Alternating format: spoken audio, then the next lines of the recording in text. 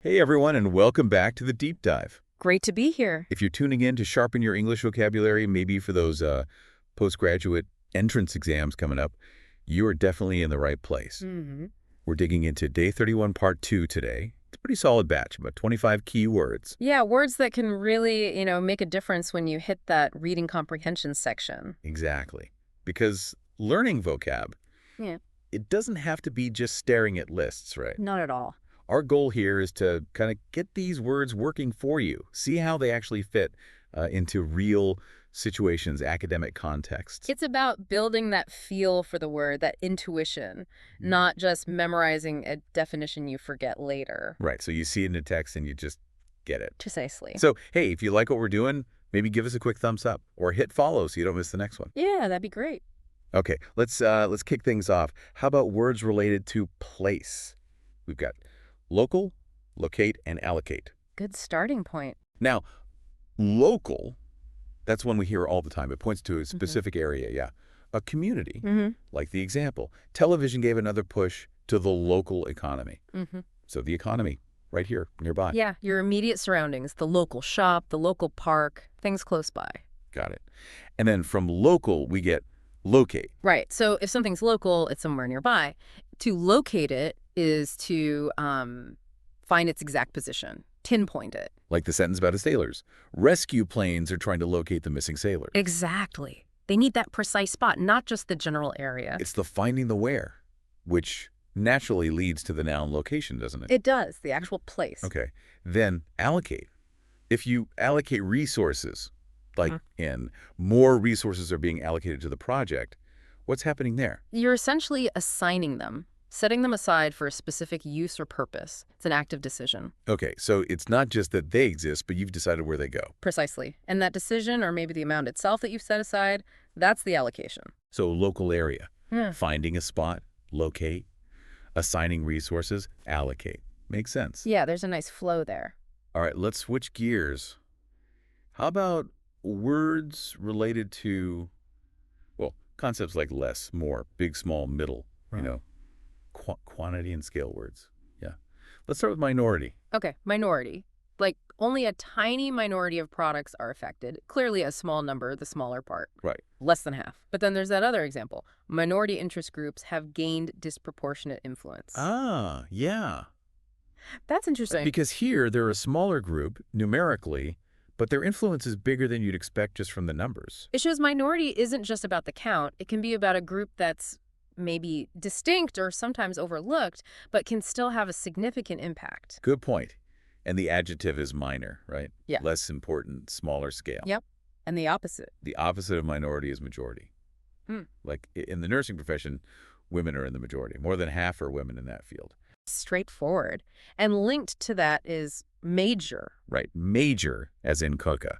Like fossil fuels remain the major source of primary energy consumption. It means significant, dominant. But major also have that university meaning, doesn't it? Oh, yeah. Your main subject.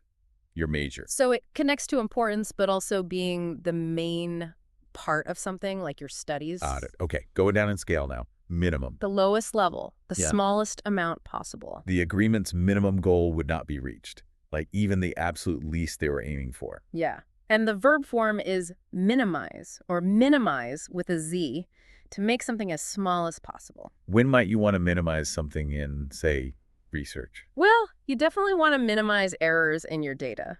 Yeah. Or maybe minimize potential biases. Okay. Or maybe minimize confusion by using clear language. Good one. And even smaller. Miniature. Like tiny versions of things. They expect their children to behave like miniature adults. It really paints a picture, doesn't it? A bit funny, maybe unrealistic. It really emphasizes the scale difference and swinging the other way. Maximum. The absolute highest level or amount. Like that question, what is the absolute maximum you can afford to pay? A very practical use. Yeah, yeah. And the verb is maximize or maximize, to make something as large or effective as possible. And that example using both is perfect. Most people try to maximize their gains and minimize their losses. Classic principle. Economics, life choices, everything. Definitely. So what about the middle ground? Medium. Now this one's interesting. As a noun, it can be about communication. right? The internet is the modern medium of communication, the way it's done. Right, the means or channel. But then that real exam sentence. But in the medium term, middle-class workers may need a lot of help adjusting. Here, medium is about time. Yeah, not short term, not long term, but in between. It shows how context is key. Medium isn't just size. So it can be the means, or it can be middle of the range. Size, time. Exactly, which connects nicely to intermediate. Ah, okay. Meaning in the middle, between levels. Like the cooking example, fewer than half of Americans say they cook at an intermediate level, so better than a beginner, but not quite advanced. Clearly in the middle. Got it. And last one in this size group, lower. Can be about position physically lower. He had to lower his head to get through the door. Or it can be the verb, meaning to reduce something. The company may be forced to lower prices, making them less. So going down, physically or in value or amount. Okay. We had that one slightly random word here, acrobat. Ha, yeah, the move. So the acrobat could bend himself into a hoop. Doesn't quite fit the size theme, but it was on the list. Consider a little vocabulary bonus for flexibility. Right. Shall we move on to words about change? Oh, Russia. Definitely. These are super important for academic reading. First one, vary. Meaning to change or be different. Prices vary widely from shop to shop. Very common usage. Things aren't the same. And this one has some really useful related forms. It does, like variable. As a noun, that's a key term in research, isn't it? A dung? Absolutely. With so many variables, it is difficult to calculate the cost. Things that can change and affect the outcome. And it can be an adjective, too, meaning changeable. So. Then there's variation, the noun, the change or difference itself. And that real exam sentence is crucial. Will such variations bring about a change in the overall structure of the food and drink market? Yeah, it shows how small differences, variations, can lead to big structural changes. And finally, variety. Yeah. Meaning diversity, different kinds. Often in a variety of, meaning lots of different types. Right, like using a variety of sources makes your essay stronger. Shows you've looked around, got different perspectives. Okay, next change word, shift. Can be a noun, like a change, or even a work period, a key. Or a verb, to move or change position or focus. Like, the public's attitude had shifted dramatically. A big change in opinion. Or, over the last 10 years, there has been a fundamental shift in the way we do business. A deeper, more basic change. Okay. Then convert. To change something from one former state to another.